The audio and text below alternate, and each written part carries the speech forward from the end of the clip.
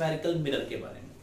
पहली वीडियो जो थी हमारी वो प्लेन मिरर के बारे में थी। उस वीडियो में हम लोगों ने लाइट क्या था उसके बारे में पढ़ा, लाइट की प्रॉपर्टी के बारे में बात की, लाइट प्रोपगेट कैसे करता है।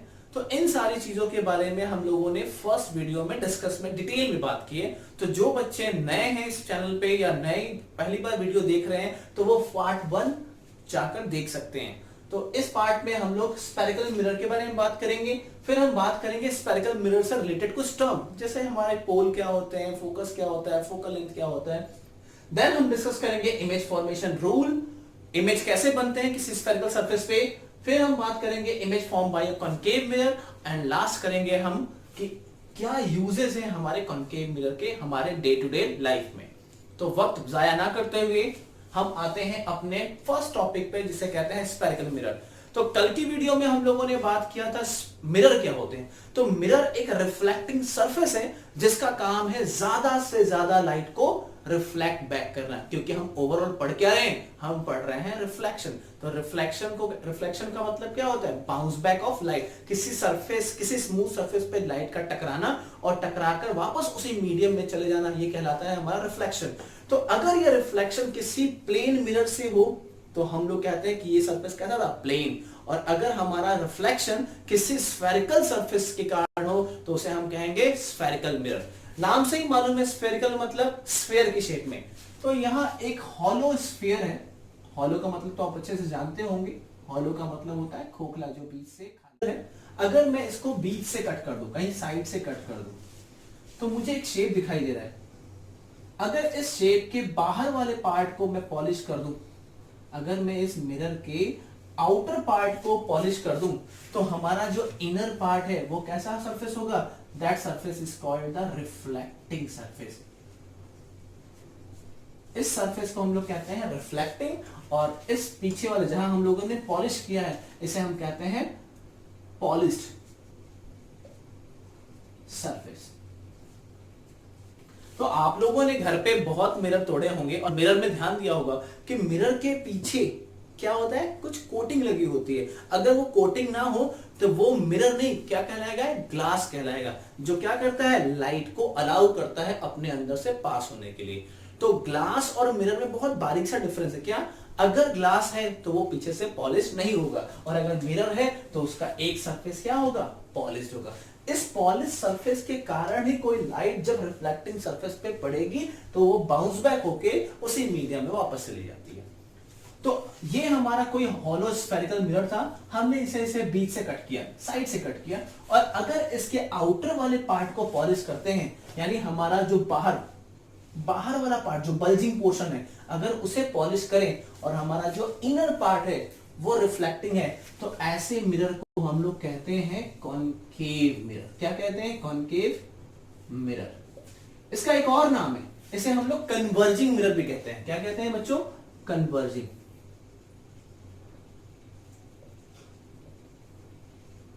कन्वर्जिंग का मतलब क्या होता है, जो रे को किसी एक पॉइंट पे मिलाने की कोशिश करे, कन्वर्जिंग। इसके शेप से ही मालूम चल रहा है कि ये क्या करना चाहता है, सारे इस सरफेस पे आने वाले लाइट को किसी पॉइंट पे मिलाने की कोशिश करे। अगर कोई भी मिरर किसी सरफेस पे पड़ने वाली लाइट को किसी पॉइंट पे मिलाने की कोशिश करे तो वो कौन सा मिरर है हमारा, कॉनकेव। कैसे आइडेंटिफाई करोगे, अपने हाथ को देखो, अगर आपका हाथ स्ट्रेट फॉर्म में, अगर हम इसके बाहर वाले पार्ट को पॉलिश कर दें तो क्या बन जाएगा, ये प्लेन मिरर। और अगर मैं थोड़ा सा अपने हाथ को अंदर की ओर पुश कर दूं और आउटर पार्ट को पॉलिश कर दूं तो ये क्या कहलाएगा, कॉनकेव। ओके, तो ये हमारा पॉलिश सरफेस और ये हमारा क्या है, साइनी सरफेस। क्लियर है बच्चों। तो कॉनकेव मिरर कैसे बनता है ये मालूम हो गया। उसके बाद अगर मैं इस मिरर के दूसरे पार्ट को कट करूं, और इस बार हमने क्या किया, अगर इसके इनर पार्ट को हमने पॉलिश कर दिया, अगर हम इसके इनर पार्ट को पॉलिश कर दें तो हमारा इनर पार्ट क्या हो गया, पॉलिश, और ये बाहर वाला पार्ट जो बल्जिंग पोर्शन जो बाहर की ओर निकला हुआ है वो कैसा हो गया, साइनी सरफेस। तो ये ऐसे मिरर को हम लोग कहते हैं कॉन्वेक्स मिरर। कॉन्वेक्स मिरर, या इसको एक और नाम से जानते हैं, this is also known as a diverging. Okay, तो हम लोग स्फेरिकल मिरर दो टाइप के होते हैं, स्फेरिकल मिरर दो टाइप के होते हैं, कौन कौन से, concave and convex. Concave that means the another name is converging, और सेकेंड है हमारा डाइवर्जिंग, या सो कहते हैं ना कन्वेक्स। कॉन्केव का काम क्या होता है? टू इमर्ज द लाइट, सारी रे को किसी पॉइंट पे इमर्ज करना। ठीक इसी के अपोजिट डाइवर्जिंग का काम क्या है? टू स्कैटर, लाइट को क्या करना है? स्कैटर कर देना, फैला देना है। तो होप आपको ये शेप मालूम हो गया होगा, कॉन्केव क्या होता है, कॉन्वेक्स क्या होते हैं। ओके, अब हम लोग बात करते हैं इसके कुछ रिलेटेड टर्म। इस स्फेरिकल मिरर के बहुत सारे टर्म होते हैं जो आपको जानना है, तो चलिए स्टार्ट करते हैं।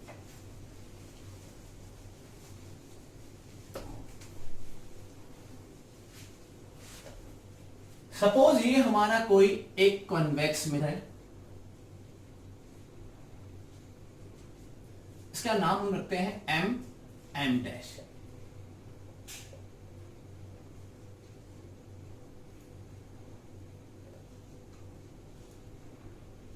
ये हमारे किसी हॉलो स्फेरिकल सरफेस का एक पार्ट था, मैंने इस पार्ट को पॉलिश कर दिया, इसके आउटर पार्ट को, तो ये कैसा दिखाई दे रहा है? एक कॉन्केव मिरर की तरह।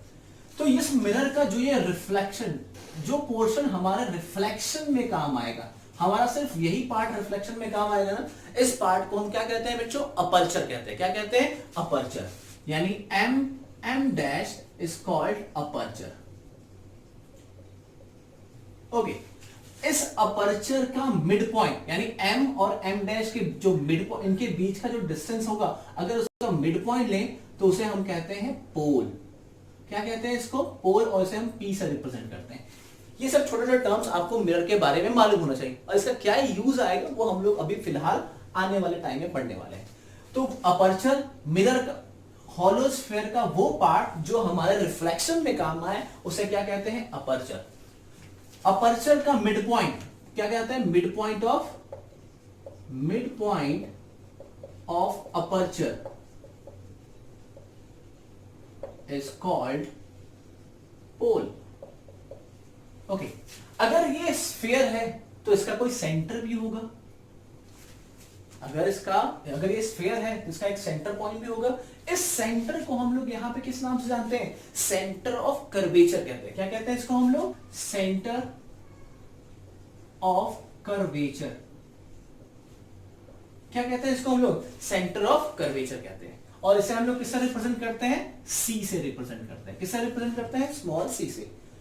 सेंटर ऑफ कर्वेचर को अगर हम पोल से मिला दें, और वैसे ही मालूम है स्फीयर के या हॉलो स्फीयर के सेंटर से सर्कल को मिलाने वाले पॉइंट को क्या कहते हैं? रेडियस कहते हैं। तो ये जो सीपी होगा ना बच्चों, सीपी, इसको हम लोग कहते हैं रेडियस ऑफ कर्वेचर। क्या कहते हैं इसको हम लोग? Radius of curvature. और इसे हम लोग आर से रिप्रेजेंट करते हैं, कैपिटल आर से रिप्रेजेंट करते हैं। तो यहां सीपी क्या है बच्चों? सीपी हमारा क्या कहलाएगा? Radius of curvature. अगर हम इस सीपी, ये कोई लेंथ होगा ना, रेडियस इज अ लेंथ, अगर इस लेंथ का मिड पॉइंट लें, अगर इस सीपी का मिड पॉइंट लें तो वो कहलाता है हमारा फोकस। हालांकि एक इसका डेफिनेशन, प्रॉपर डेफिनेशन है कि फोकस क्या होता है, तो मैं भी बताऊंगा। तो ये सीपी का मिड पॉइंट, या कह सकते हैं mid point of CP is called focus. क्या कहते हैं इसको हम लोग? फोकस। और इसे हम एफ से रिप्रेजेंट करते हैं। और डिस्टेंस फ्रॉम फोकस टू पोल, यानी जो हमारी एफ पी पॉइंट है, ये जो एफ से पी तक के बीच का डिस्टेंस है, ये क्या कहलाता है हमारा? That length is called the focal length. और इसे हम स्मॉल एफ से रिप्रेजेंट करते हैं। तो अगर आप ध्यान से देखोगे तो फोकल लेंथ जो हमारा स्मॉल एफ है और ये जो रेडियस ऑफ कर्वेचर है, यहां मुझे एक रिलेशन दिखाई दे रहा है। और वो रिलेशन क्या है बच्चों? Relation between R and F. Relation between R and F. तो radius of curvature is a twice of focal length. यहां से हमारे एग्जाम में कभी कभी 1 मार्क का क्वेश्चन पूछे जाते हैं। कह देंगे कि एक मिरर है जिसका रेडियस ऑफ कर्वेचर 30 सेंटीमीटर है, तो बताइए उसकी फोकल लेंथ क्या होगी? उसका हाफ होगा, 15 सेंटीमीटर। बोल देंगे फोकल लेंथ आपको 15 सेंटीमीटर है, तो बताइए रेडियस ऑफ कर्वेचर क्या होगा? That is 30 metre. ओके, अब हम लोग एक और चीज को देखते हैं। एक ऐसी लाइन, देखो एक लाइन जा रही है ना, ये लाइन पोल, फोकस और सेंटर ऑफ कर्वेचर से होते हुए एक लाइन जा रही है। इस लाइन को हम क्या कहते हैं? Principal axis. क्या कहते हैं? Principal axis.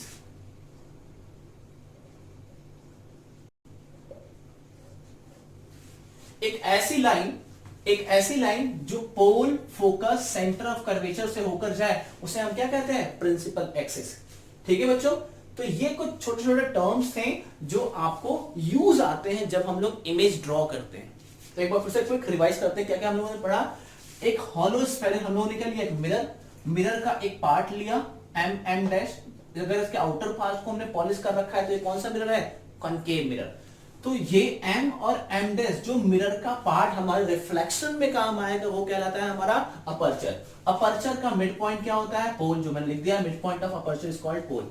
फिर हम लोगों ने क्या पढ़ा, फिर हमने पढ़ा कि पोल और सेंटर स्फेयर, इस हॉलो स्फीयर का कोई सेंटर पॉइंट होगा, उस सेंटर को हम लोगों ने क्या कहा है, centre of curvature. Centre of curvature से पोल के डिस्टेंस को हमने क्या कहा है, radius. This is called the radius of curvature. अगर रेडियस ऑफ कर्वेचर का हाफ कर दे तो मुझे क्या मिलता है, फोकस। तो mid point of CP is called the focus. CP ये रहा हमारा सीपी, मैंने ऊपर लिख दिया सीपी। सीपी का जो मिड पॉइंट होगा वो क्या कहलाएगा, हमारा फोकस। और फोकस से पोल तक, एफ से पी तक के डिस्टेंस को हम लोग कहते हैं फोकल लेंथ। बीच में मुझे एक रिलेशन मिला, क्या रिलेशन मिला, relation between the radius of curvature and focal length. एक छोटा सा न्यूमेरिकल देख लो, आपसे किसी ने पूछ दिया find the focal length of mirror whose radius of curvature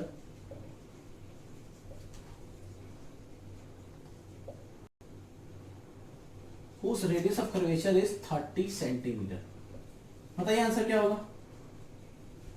focal length find करना है मुझे, फोकल लेंथ मतलब एफ मुझे फाइंड करना है, जबकि रेडियस ऑफ कर्वेचर क्या दे रखा है बेटा, 30 सेंटीमीटर। मैंने कुछ लिया नहीं कि कौन सा मिरर, कॉनकेव या कॉन्वेक्स, हम लोगों ने साइन के बारे में बात नहीं किया है। तो हमारे पास रिलेशन क्या है, focal length is equals to half of the radius of curvature, that means 30 divided by 2 is 15 centimetre.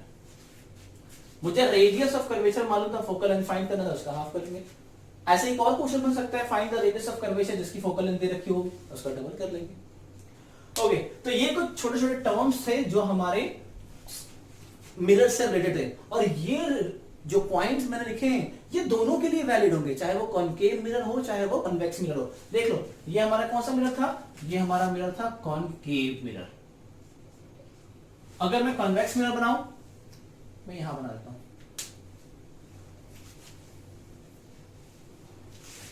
मान लो ये हमारा हॉलो स्फेरिकल मिरर था।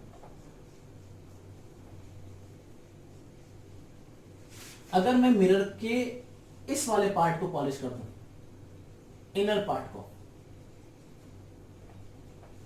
तो ये कौन सा मिरर कहलाएगा बच्चों, this is your convex mirror. तो ये हमने नाम दे दिया M and M dash. M और एम डैश क्या कहलाएगा हमारा, अपर्चर। ये मिरर का क्या होगा, अपर्चर, जो रिफ्लेक्शन में काम आए। अपर्चर का मिड पॉइंट पोल। याद करो, अगर ये स्फीयर है तो उसका सेंटर कहीं अंदर होगा। यहां बच्चे कंफ्यूज करते हैं, कॉनकेव मिरर का सेंटर ऑफ कर्वेचर उसके सामने होता है, जबकि कॉन्वेक्स मिरर का सेंटर ऑफ कर्वेचर अंदर होता है। पोल से सेंटर ऑफ कर्वेचर के बीच के डिस्टेंस को क्या कहते हैं, पोल से सेंटर ऑफ कर्वेचर को क्या कहते हैं, रेडियस ऑफ कर्वेचर। क्या कहते हैं इसको हम लोग, रेडियस ऑफ कर्वेचर। क्या कहते हैं इसको हम लोगों ने, रेडियस ऑफ कर्वेचर कहते हैं। इस सीपी का मिड पॉइंट क्या होगा, फोकस। क्या होगा इसका मिड पॉइंट, फोकस। और पी से एफ तक के डिस्टेंस को, इस पी एफ को हम लोग क्या कहते थे, फोकल लेंथ। कुछ भी नहीं बदला, बस हमारा मिरर बदल गया है। यहां कॉन्वेक्स था, यहां कॉनकेव था। कॉन्वेक्स मिरर में सेंटर ऑफ कर्वेचर आगे था, कॉनकेव मिरर में सेंटर ऑफ कर्वेचर, ठीक है, कॉनकेव मिरर में सेंटर ऑफ कर्वेचर आगे था, कॉन्वेक्स मिरर में सेंटर ऑफ कर्वेचर अंदर था। A line which passes from pole, focus और center is called the principal axis. A line which passes from pole, focus and center of curvature क्या कहलाएगा ये? This is called your principal. Clear है बच्चों? Hope आपको इसके सारे parts के बारे में मालूम हो गया होगा। अब हम बात करते हैं इमेज फॉर्मेशन रूल। बहुत इंपॉर्टेंट है, अगर आपको ये रूल नहीं है मालूम होगा तो आप नहीं बना सकते कि किसी मिरर के कारण इमेज कहां बनेगी, इसलिए थोड़ा ध्यान देंगे।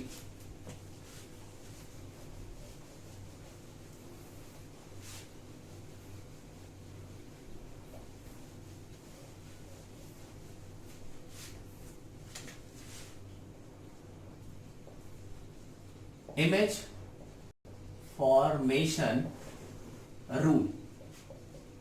अच्छा एक चीज और, कुछ बुकों में ये लिखा होता है कि फोकल लेंथ को हम ऐसे डिफाइन करते हैं। मान लो ये हमारा कॉनकेव मिरर था, ये हमारा पोल, ये हमारा प्रिंसिपल एक्सिस, ये हमारा फोकस, ये हमारा सेंटर ऑफ कर्वेचर। तो हम फोकस को डिफाइन ऐसे भी कर सकते हैं कि अगर कुछ रे जो प्रिंसिपल एक्सिस के पैरेलल आ रही हैं, क्या अगर कुछ रे जो प्रिंसिपल एक्सिस के पैरेलल आ रही है, रे का मतलब लाइट, और यहां हम लोग क्या करें, लाइट को रेस के फॉर्म में निकालें, क्योंकि हम लोग यहां पर लाइट के लीनियर नेचर की बात कर रहे हैं, पार्टिकल नेचर के बारे में बात कर रहे हैं। तो अगर रिफ्लेक्शन होगा, याद रखेंगे, अगर कोई रे प्रिंसिपल एक्सिस के पैरेलल है तो हमेशा फोकस से टकराकर होके जाएगा। तो कोई कहे कि फोकल लेंथ क्या होता है, फोकस क्या होता है, तो हम लोग इसको डिफाइन कर सकते हैं, when the ray parallel to the principal axis after reflection passes through the point, that point is called the focus. क्या कह सकते हैं बच्चों, अगर कोई रे प्रिंसिपल एक्सिस के पैरेलल जा रही है, अगर ये रे जो हमारे प्रिंसिपल एक्सिस के पैरेलल जा रही है, रिफ्लेक्शन के बाद किसी पॉइंट से जाएंगी, और उस पॉइंट को हम लोग क्या कहते हैं, फोकस कहते हैं। और लेकिन हम जनरली क्या कहते हैं, सेंटर ऑफ कर्वेचर और पोल के मिड पॉइंट को भी हम लोग फोकस कहते हैं। मैंने कहा आपको बता दूं, वरना आप कंफ्यूज हो जाओगे, क्योंकि उस बुकों में ऐसा लिखा होता है। तो image formation rule for mirror.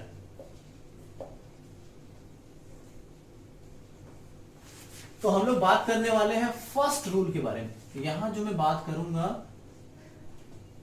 इधर हम लोग बात करेंगे कॉनकेव, और यहां बात करेंगे हम लोग कॉन्वेक्स मिरर। देखो जब रूल बनता है ना, जब हम कोई रूल बनाते हैं तो वो रूल वैलिड हर जगह होता है। ऐसा नहीं होगा कि कॉनकेव के लिए अलग रूल बनाएंगे, कॉन्वेक्स के लिए अलग बनाएंगे, नो। अभी मैं दिखाऊंगा कि ये जो रूल है कॉनकेव भी फॉलो करेगा और कॉन्वेक्स भी फॉलो करेगा। तो रूल नंबर फर्स्ट क्या कहता है कि मान लीजिए ये आपका एक कॉनकेव मिरर है, ये इसका mid point pole, this is called your principal axis. इस प्रिंसिपल एक्सिस के बीच में कहीं होता है फोकस, और यहां होता है हमारा सेंटर ऑफ कर्वेचर। ये हमारा कॉन्वेक्स मिरर, इसका outer part shiny, inner part polished. ये हमारा pole, focus, centre of curvature. तो फर्स्ट रूल कहता है कि अगर कोई रे प्रिंसिपल एक्सिस के पैरेलल आ रही है, अगर कोई रे प्रिंसिपल एक्सिस के पैरेलल आ रही है, तो टकराने के बाद, रिफ्लेक्शन होने के बाद, they passes through the point and that point is a focus. तो रूल नंबर ये कहता है, फर्स्ट कहता है कि अगर कोई रे पैरेलल आ रही है, किसके, प्रिंसिपल एक्सिस के, प्रिंसिपल एक्सिस के अगर पैरेलल आ रहा है, तो रिफ्लेक्शन के बाद हमेशा कहां से होकर जाएगा, कहां से होकर जाएगा, हमारे फोकस से होकर जाएगा। अब इस मिरर के लिए देखें, कॉन्वेक्स, कॉन्वेक्स मिरर जो है हमारा वो डाइवर्जिंग नेचर का है। तो अगर हमारा रे पैरेलल आया, रूल सबके लिए वही है, पर ये इस मिरर का नेचर है क्या करना, डाइवर्ज करना। इसने रे को डाइवर्ज किया, तो अगर मैं इस रे को पीछे लेकर जाऊं तो इट्स अपीयर टू पासेस, वे कहां से जाके मिल रहे हैं, ये दोनों रे जाके फोकस पे टकरा रहे हैं। तो क्या रूल नंबर 1 दोनों के लिए वैलिड है, एकदम वैलिड है। अगर कॉन्केव मिरर में है तो रे पैरेलल गई, टकराने के बाद फोकस में मिली, यहां रे पैरेलल गई, रिफ्लेक्ट बैक हो गई, लेकिन अगर मैं इसे पीछे लेके जाऊं तो क्या दिखाई दे रहा है कि it's passes through the focus. Okay, rule number 2, अगर कोई रे सेंटर ऑफ कर्वेचर से होकर जाए,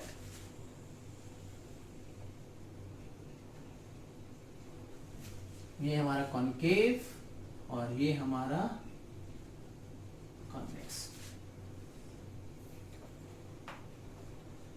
पोल, focus, centre of curvature. Okay, ये हमारा principal axis, pole, focus, centre of curvature.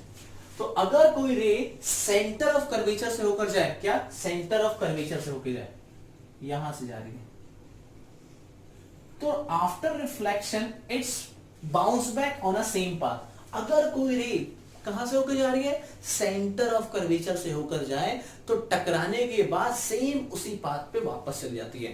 Question mark, क्यों, ऐसा क्यों होता है?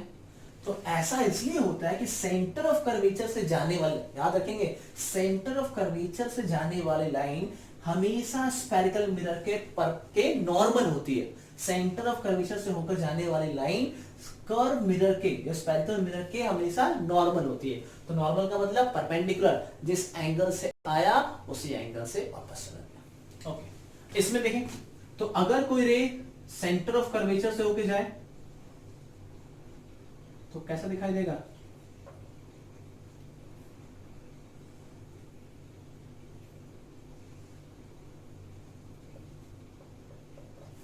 ये कुछ ऐसा दिखाई देगा कि ये क्या हो रहा है, सेंटर ऑफ कर्वेचर पे जा रहा है और टकराने के बाद वापस, क्योंकि ये हमारा कैसा मिरर है बच्चों, ये हमारा एक डाइवर्जिंग मिरर है। ऐसा लगेगा क्या कर रहा है, लाइट को डाइवर्स कर रहा है। Third rule, rule number third, अगर कोई रे, ये हमारा कॉनकेव मिरर, अगर हमारा कोई रे कहां से होकर जाए, फोकस से होकर जाए, क्या, ये हमारा पोल, ये हमारा फोकस, ये हमारा सेंटर ऑफ कर्वेचर, अगर कोई रे फोकस से होकर जाए तो क्या होगा? अगर कोई रे फोकस से होकर जाए तो ये रिफ्लेक्शन के बाद प्रिंसिपल एक्सिस के पैरेलल हो जाएगा। थर्ड रूल क्या कहता है कि अगर कोई रे फोकस से होकर जाए तो after reflection they are parallel to the principal axis. Similarly अगर हम लोग कॉन्वेक्स में देखें, ये हमारा convex mirror, mid point pole, principal axis, focus, centre of curvature. अब देखो अगर कोई रे, हम ऐसे दिखाते हैं, ये बनाने का तरीका है, ये रे हमारी क्या आ रही है, फोकस पे जा रही है, ऐसा लग रहा है कि फोकस से निकल रही है, तो रिफ्लेक्शन के बाद क्या हो जाएगी, parallel to the principal axis. ठीक है, ये रे कहां से आ रही है, ऐसा लग रहा है कि रे जो है हमारी फोकस से होकर जा रही है, कहां से होकर जा रही है, फोकस से होकर जा रही है। अगर कोई रे फोकस से होकर जाए, कहां से होकर जाए, अगर कोई रे फोकस से होकर जा रही है, ये रे फोकस से होकर जा रही है ना, तो रिफ्लेक्शन के बाद क्या हो गई, प्रिंसिपल एक्सिस के पैरेलल हो गई। कैसे हो गई है, प्रिंसिपल एक्सिस के, अगर कोई रे अगर फोकस से होकर जा रही है तो क्या हो जाएगी, प्रिंसिपल एक्सिस के पैरेलल हो जाएगी। ओके, फोर्थ रूल क्या कहता है हमारा, मैं इसको ऊपर मारता हूं। फोर्थ रूल कहता है हमारा कि अगर कोई रे, ये हमारा pole, focus, centre of curvature, incident angle and reflected angle both are equal, यानी angle of incidence and angle of reflection both are equal. Similarly fourth, ये रूल नंबर हमारा फोर्थ था, यहां स्पेस ना होने के कारण मैंने यहां बना दिया है, एक मिनट चेक कर लो, आ भी रहा है नहीं आ रहा इसमें। ओके, तो अगर ये हमारा कॉन्वेक्स मिरर है तो ये क्या कहलाएगा, हमारा pole, focus, centre of curvature. तो अगर कोई रे इंसिडेंट एंगल और reflected angle both are equal, I और आर, अगर कोई रे किसी एंगल से सरफेस पे फॉल करे तो उसी सरफेस से वापस जाती है। हम लोगों को मालूम रूल क्या है, this is called the law of reflection, कहता है कि इंसिडेंट एंगल और रिफ्लेक्टेड एंगल हमेशा क्या होते हैं, इक्वल होते हैं। जो डायरेक्शन है ऐसे। ओके, एक बार फिर से देख लें। रूल नंबर फर्स्ट क्या कहता है, अगर कोई रे प्रिंसिपल एक्सिस के पैरेलल है तो रिफ्लेक्शन के बाद कहां से होके जाएगा, फोकस, चाहे मिरर कोई सा भी हो। अगर कोई रे प्रिंसिपल एक्सिस के पैरेलल है तो कॉन्वेक्स का नेचर कैसा है, डाइवर्ज करने का, उसने रे को डाइवर्ज किया, पर हमें दिख कैसा रहा है कि ये फोकस से होके जा रहा है।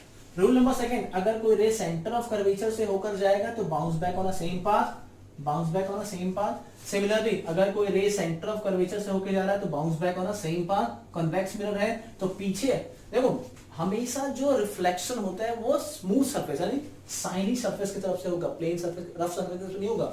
फिर भी हम लोग क्या कर रहे हैं, इस डॉटेड लाइन का मतलब क्या है, इस डॉटेड लाइन का मतलब कि हम ऐसा इमेजिन कर रहे हैं, ऐसा अजम्पशन दिखाई दे रहा है, या मुझे ऐसा इल्यूजन सा दिखाई दे रहा है कि ये रे डेफिनेटली सेंटर ऑफ कर्वेचर से होकर जा रहा है। थर्ड रे, अगर कोई रे फोकस से होकर जाए तो after reflection parallel to the principal axis, अगर कोई रे फोकस से होकर जाए तो after reflection parallel to the principal axis. और last, angle of incidence is always be equal to the angle of reflection, because ये लॉ ऑफ रिफ्लेक्शन कहता है कि किसी भी एंगल पे, किसी भी सरफेस पे कोई रे किसी एंगल पे फॉल करे तो उसी एंगल से वो वापस उसी मीडियम में वापस चली जाती है। तो होप आपको ये इमेज फॉर्मेशन रूल समझ में आ गया होगा। मोस्ट इंपॉर्टेंट टॉपिक में से एक है। अगर आपको ये समझ नहीं आया तो डायग्राम बनाने में दिक्कत आने वाली है। स्टार्ट करते हैं नेक्स्ट टॉपिक, जिसमें हम लोग बात करेंगे image form by concave mirror.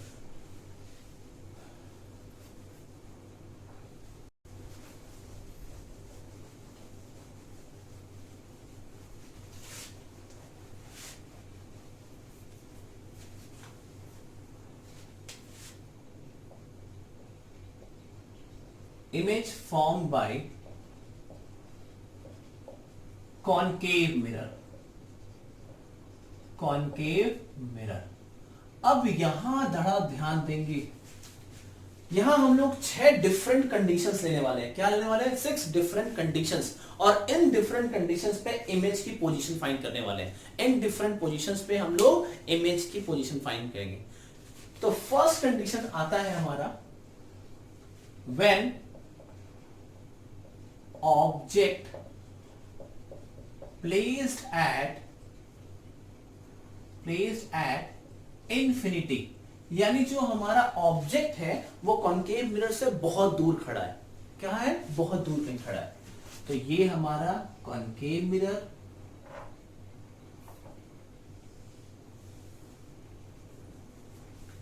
ये हमारा अपर्चर, उसका मिड पॉइंट क्या हुआ? पोल। ये हमारी जो लाइन है वो प्रिंसिपल एक्सिस है। ये हमारा फोकस। याद रखेंगे, जब आप एग्जाम में इसे ड्रॉ करेंगे तो पेंसिल की हेल्प लेंगे और P से F तक के डिस्टेंस को मेजर करेंगे। मान लो अपनी मर्जी से 5 सेंटीमीटर का गैप लिया इनके बीच में, तो अगला जो डिस्टेंस होगा वो भी 5 मीटर पे ही होगा, अदरवाइज आपका डायग्राम सही नहीं बनेगा। तो फिलहाल तो मैं यहाँ रफली बना रहा हूं, तो मैं तो अपना डायग्राम करेक्ट कर लूंगा, लेकिन आपके लिए सजेशन है कि जब भी ये डायग्राम बनाए स्केल की हेल्प जरूर लेंगे।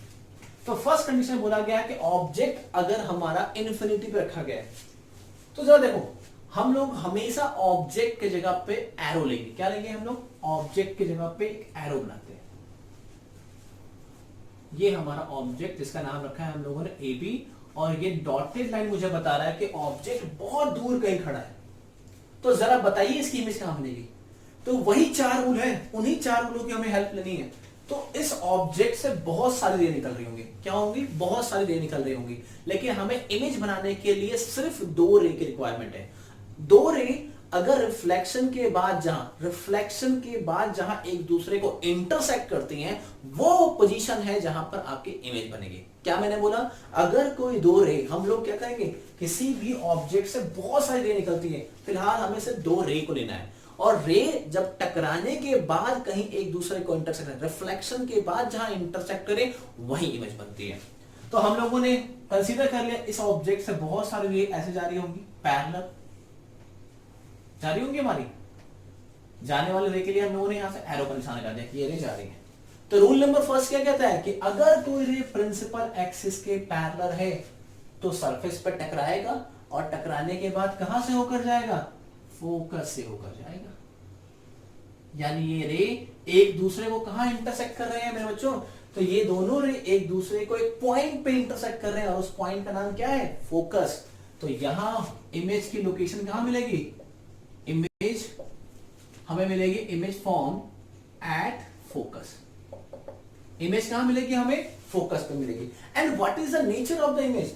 इमेज हमें मिला फोकस पे, और नेचर होगी इसकी real and inverted and highly diminished.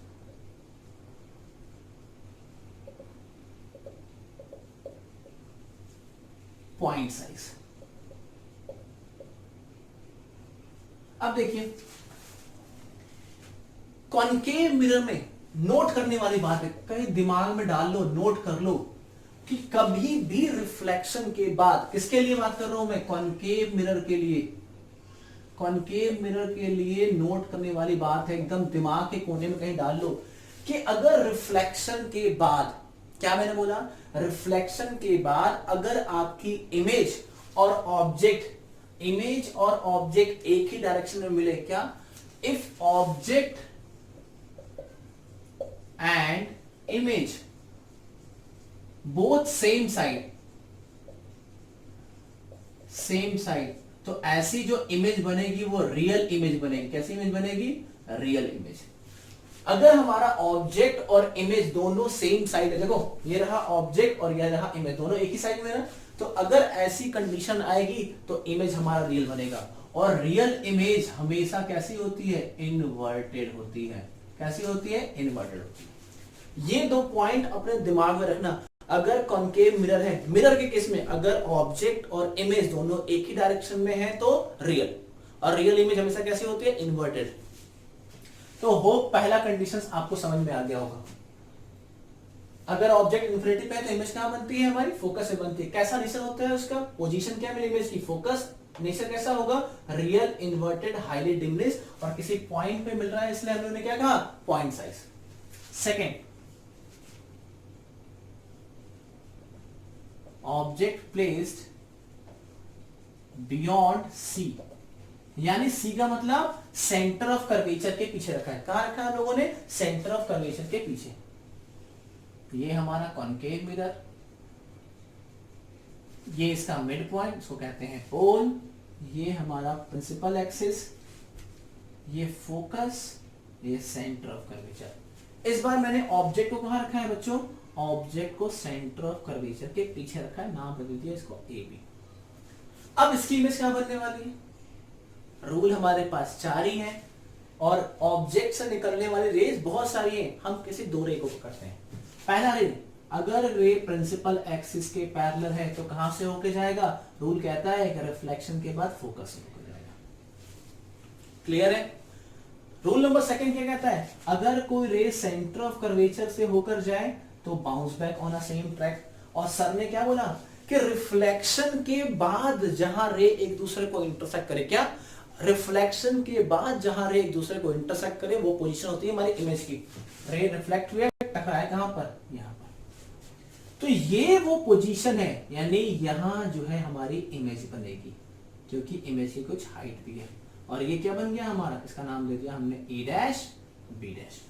तो where is the image form? Image is form between C and F. Image कहां मिला मेरे बच्चों? इमेज हमें मिला है बिटवीन सी एंड एफ, यानी सेंटर ऑफ कर्वेचर और फोकस के बीच में। और नेचर कैसा होगा इसका? नेचर होगा मिरर के सामने है ना, ऑब्जेक्ट और इमेज दोनों एक ही डायरेक्शन में, तो कैसी इमेज? रियल। तो पहले बोलेंगे रियल, और रियल है तो इनवर्टेड। ये बात क्लियर? उसके बाद साइज ऑब्जेक्ट से छोटी है तो बोलेंगे स्मॉलेस्ट, डिमिनिश्ड, या बोल सकते हैं smaller than the object.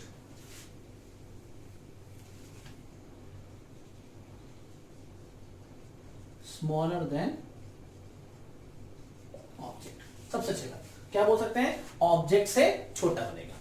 Clear है? नेक्स्ट कंडीशन हमारा आता है थर्ड रूल। थर्ड हम लोग कराते हैं, इसको ऊपर ही बनाते हैं।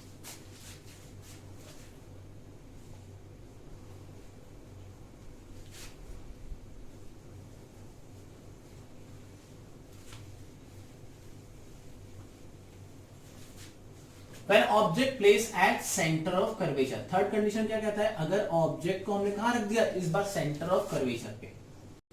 ये हमारा कॉन्केव मिरर, ये हमारा principal axis, pole, focus, centre of curvature. तो अगर हम ऑब्जेक्ट को सेंटर ऑफ कर्वेचर पे रख दें तो इमेज कैसे बनेगी? नाम दे दिया इसका ए बी। और इस ऑब्जेक्ट से बहुत सारी रेज आ रही होगी, हमने रे ले लिया, क्या है वो? रे प्रिंसिपल एक्सिस के पैरेलल है, तो after reflection passes through the focus. Second रे, अगर कोई रे फोकस से होकर जाए तो रूल क्या कहता है? It's parallel to the principal axis. देखो यहां मैंने डिस्टेंस में गैप किया, हमारा पोजीशन गड़बड़ हो गया, तो इसलिए जब भी आप बनाओगे तो हमेशा क्या करोगे? मेजरमेंट जरूर लोगे, अदरवाइज डायग्राम बनाने में आपको दिक्कत होगी।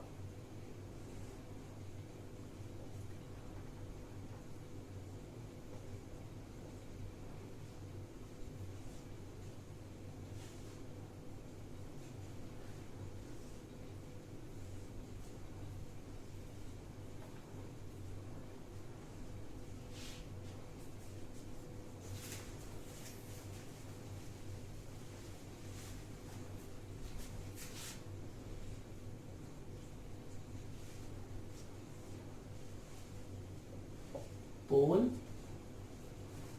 Focus centre of curvature. तो मैं इसको कुछ ऐसे बनाता हूं।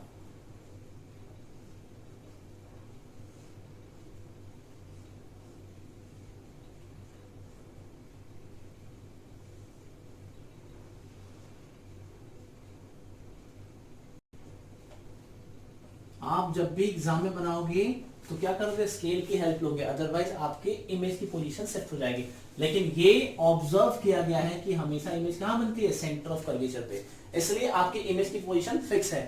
तो where is the image form, अगर जब हमने ऑब्जेक्ट को रखा सेंटर ऑफ कर्वेचर पे, जिसका नाम क्या था, ए बी, तो इमेज कहां मिल रहा है मुझे, ए डैश बी डैश, सेम उसी पोजीशन पे। तो इमेज कहां मिली मुझे, इमेज मिली एट सी पर ही मिलेगी। नेचर कैसा होगा, ऑब्जेक्ट और इमेज दोनों एक ही डायरेक्शन में है, मिरर के एक ही डायरेक्शन में, इसका मतलब क्या हो जाएगा हमारा, real image.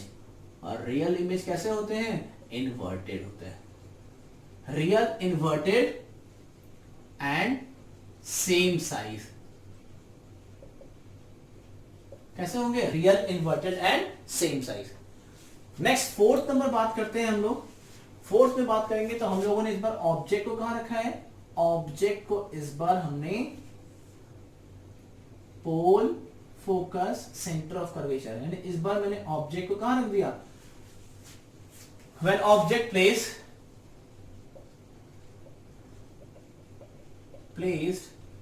Between C and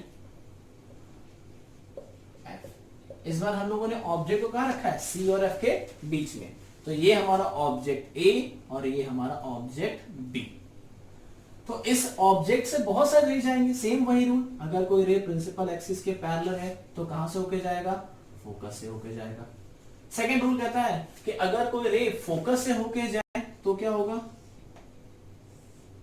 तो दैट मीन्स ये कहीं, देखो कितनी दिक्कत हो रही है अगर आपने फोकस और सेंटर ऑफ कर्वेचर को थोड़ा सा चेंज किया तो। ओके, तो when the object is placed between C and F, अगर ऑब्जेक्ट को हम लोगों ने कहां रखा, सी और एफ के बीच में, तो हमारा इमेज कहां बनता है बच्चों, अगर ऑब्जेक्ट को आपने सी और एफ के बीच में रखा है तो इमेज कहां बनेगा, बियॉन्ड सी। तो पोजीशन कहां बनेगी इमेज की, image is form beyond C, कहां बनेगा, बियॉन्ड सी। और what is the nature, nature कैसी होगी इसकी, रियल इन्वर्टेड। क्यों रियल है, क्योंकि हमारा ऑब्जेक्ट और इमेज दोनों एक ही डायरेक्शन में है, तो रियल इमेज मिलती है। और रियल इमेज कैसी होती है हमारी, इन्वर्टेड होती है। और इसका साइज देखो, साइज जो है ना बच्चों, साइज कैसा है, ऑब्जेक्ट से बड़ा, साइज क्या बोलेंगे, इन लार्ज, या बोल सकते हैं लार्जर देन द ऑब्जेक्ट बोल दे, क्या बोलते हैं हम लोग, लार्जर देन ऑब्जेक्ट। क्लियर है बच्चों। तो अगर हमारा ऑब्जेक्ट सेंटर ऑफ कर्वेचर और फोकस के बीच में है तो इमेज कहां बनेगी, बियॉन्ड सी। नेक्स्ट केस में आते हैं, अगर हमने ऑब्जेक्ट को कहां रख दिया, फोकस पे, कहां रख दिया हम लोगों ने ऑब्जेक्ट को, फोकस पे, ये हमारा pole focus centre of curvature. इस बार मैंने ऑब्जेक्ट को कहां रखा है बच्चों, फोकस पे। तो यहां से व्हेन ऑब्जेक्ट लिख देता हूं यहां पे, when object placed at focus. Next case है हमारा when the object place at the focus. तो फोकस पे जब ऑब्जेक्ट गई तो रे हमारी गई पैरेलल, यहां से फोकस से होकर निकली, ठीक है। सेकेंड रे, अगर हम लोग क्या कहें, रे हमारा कहां से होकर जाए, सेंटर ऑफ कर्वेचर से होकर जाए तो कहां मिलेगा, अगर रे हमारा सेंटर ऑफ कर्वेचर से होकर जाए, अगर रे हमारा कहां से होके जाए, सेंटर ऑफ कर्वेचर से होके जाए, तो bounce back on the same path, और ये पैरेलल, ये क्या हो जाएगा, प्रिंसिपल एक्स, ये हमारा हो गया पैरेलल। अगर कोई रे सेंटर ऑफ कर्वेचर से होकर जाए तो क्या होगा बच्चों, bounce back on the same path. हम लोगों ने रूल नंबर सेकंड पढ़ा था, रूल नंबर क्या कहता था कि अगर कोई रे सेंटर ऑफ कर्वेचर से होकर जाए तो bounce back on the same path. ये हमारा ऑब्जेक्ट ए बी था, पहला रे प्रिंसिपल एक्सिस के पैरेलल गया, फोकस से निकला। सेकंड रे सेंटर ऑफ कर्वेचर से गया, bounce back on the same path, और ये लगातार सीधे होते चला जाएगा, और ये दोनों रे पैरेलल होके जाएंगी। और हम क्या इमेजिन करते हैं कि दो पैरेलल लाइन कभी एक दूसरे को इंटरसेक्ट करती है। कहां इंटरसेक्ट करती है? इन्फिनिटी पे करती है, किसी ने देखा नहीं। तो हम क्या अज्यूम करते हैं कि दोनों रे आपस में एक दूसरे को कहां इंटरसेक्ट करते हैं? इन्फिनिटी पे। तो इमेज की पोजीशन कहां बनी हमारे बच्चों? इमेज बना हमारा एट इंफिनिटी। कहां बना? At infinity. और नेचर क्या होगा इमेज का? नेचर होगा हमारा ऑब्जेक्ट और इमेज दोनों एक ही डायरेक्शन में है, तो हम बोलेंगे रियल। रियल अगर होगा तो कैसा बनेगा? Real and inverted. Real and inverted. और साइज में कैसा होगा? Highly enlarge. क्या बोलेंगे? Highly enlarged. यानी ऑब्जेक्ट की जो इमेज है वो इन्फिनिटी पे जाके बहुत बड़ी बनेगी। तो हमारा केस क्या था कि when object placed at the focus, where is the image formed? Image is formed at a infinity. What is the nature of the image? Real, inverted and highly enlarged. अब आते हैं लास्ट टॉपिक पे। Last इस image formation का last topic, जिसमें क्या है? when object placed at between focus and pole. अगर हमने ऑब्जेक्ट को फोकस और पोल के बीच में रखा तो इमेज कहां बनेगी?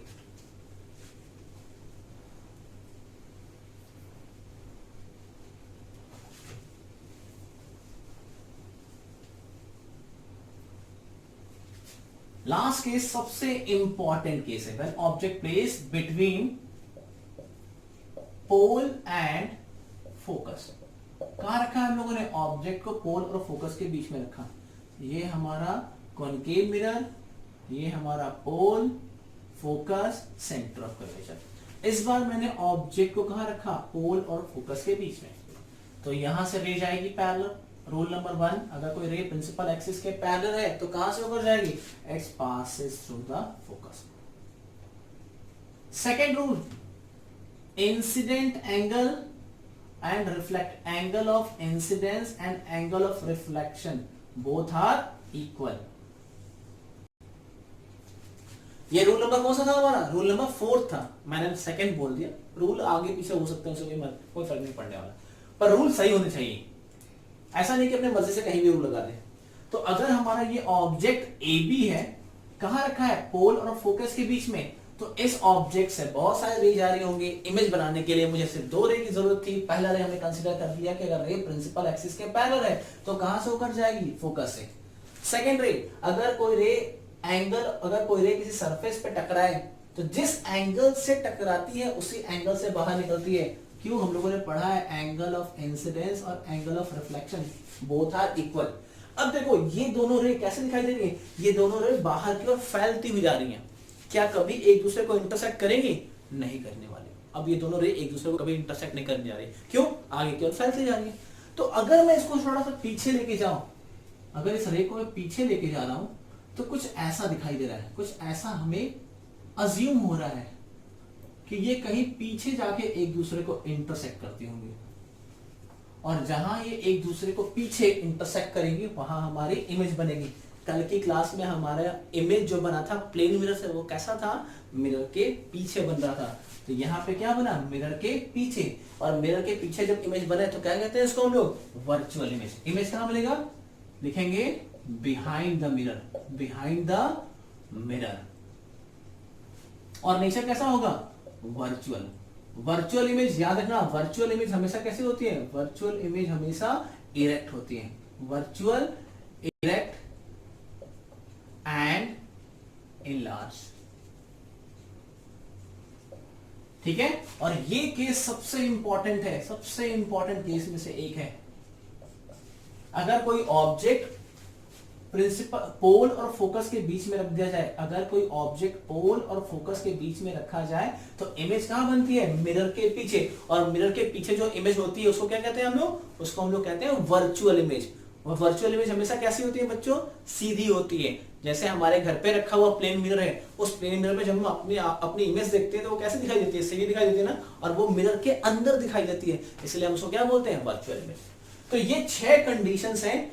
ये आपके एग्जाम पॉइंट ऑफ व्यू से हो, चाहे आप किसी भी स्टेट बोर्ड से हो, चाहे सीबीएसई से हो, चाहे आईसीएसई बोर्ड के हो, किसी बोर्ड को फॉलो करते हो, लेकिन ये डायग्राम, ये 6 कंडीशंस आपको आने चाहिए। जिससे ये 6 डायग्राम अच्छे से आ जाएंगे, कंडीशन से याद होंगे, उसे न्यूमेरिकल सॉल्व करने में कोई दिक्कत नहीं होने वाला। तो लास्ट हम लोग बात करते हैं कॉनकेव मिरर के यूजेस क्या है, कहां हम यूज करते हैं कॉनकेव मिरर का। तो जनरली हम लोग कॉनकेव मिरर का यूज करते हैं टॉर्च लाइट में। कहां यूज करते हैं? टॉर्च लाइट में, सर्च लाइट में, गाड़ियों के हेडलाइट में यूज करते हैं। कहां यूज करते हैं? गाड़ियों के हेडलाइट में भी यूज करते हैं। इनफैक्ट हम लोग सेविंग मिरर, इसे हम लोग सेविंग मिरर भी कहते हैं। कॉनकेव मिरर को हम लोग सेविंग मिरर भी कहते हैं। जहां हम लोग शेव कराने जाते हैं ना, चाहे अपने घर के बाथरूम में हम लोग सेविंग मिरर रखते हैं ना, वो मिरर क्या करता है? इमेज कैसे बनाता है? इरेक्ट इमेज बनाता है और बड़ी इमेज बनाता है। यानी उस कंडीशन पे ऑब्जेक्ट को हम लोग पोल और फोकस के बीच रखते हैं, तो इसे हम लोग सेविंग मिरर भी कहते हैं। डेंटिस्ट, डॉक्टर्स का यूज करते हैं। डेंटिस्ट जो होते हैं ना, आपके दांतों की कैविटी चेक करने के लिए, देखने के लिए कॉनकेव मिरर का यूज करते हैं। तो ये सब कुछ इसके यूजेस हैं कॉनकेव मिरर के। तो होप आप लोगों को आज की वीडियो समझ में आई होगी। जाने से पहले आपको 2 चीजें याद दिला दूं। याद रखिएगा कि जब भी हम मिरर इमेज बनाएंगे, इमेज जब भी बनाएंगे तो रियल इमेज कब बनती है और वर्चुअल इमेज कहां बनती है? रियल ऑब्जेक्ट एंड इमेज अगर दोनों एक ही डायरेक्शन में है, दोनों एक ही डायरेक्शन में, अगर दोनों एक ही डायरेक्शन में तो रियल, और अगर ऑब्जेक्ट एंड इमेज अपोजिट हो एक दूसरे के, क्या हो? एक दूसरे के अपोजिट हो, यानी विपरीत हो, तो इमेज कैसे बनेगी? वर्चुअल। रियल इमेज हमेशा इन्वर्टेड होती है मेरे बच्चों, और वर्चुअल इमेज हमेशा इरेक्ट होती है। एक बात और याद रखना, क्या? कॉनकेव मिरर एक ऐसा मिरर है, कॉनकेव मिरर की खासियत है, ये रियल इमेज भी बनाता है, ये रियल इमेज भी बनाता है, और ये वर्चुअल इमेज भी बनाता है। कॉनकेव मिरर ही एक ऐसा मिरर है जो रियल इमेज के साथ साथ वर्चुअल इमेज भी बनाता है। ओके क्लास, तो आगे हम लोग नेक्स्ट वीडियो में बात करने वाले होंगे कॉन्वेक्स मिरर के ट्री डायग्राम। ओके, तब तक स्वस्थ रहें, सुरक्षित रहें, और चैनल को पसंद आए तो चैनल को सब्सक्राइब जरूर करें, लाइक और शेयर जरूर करें।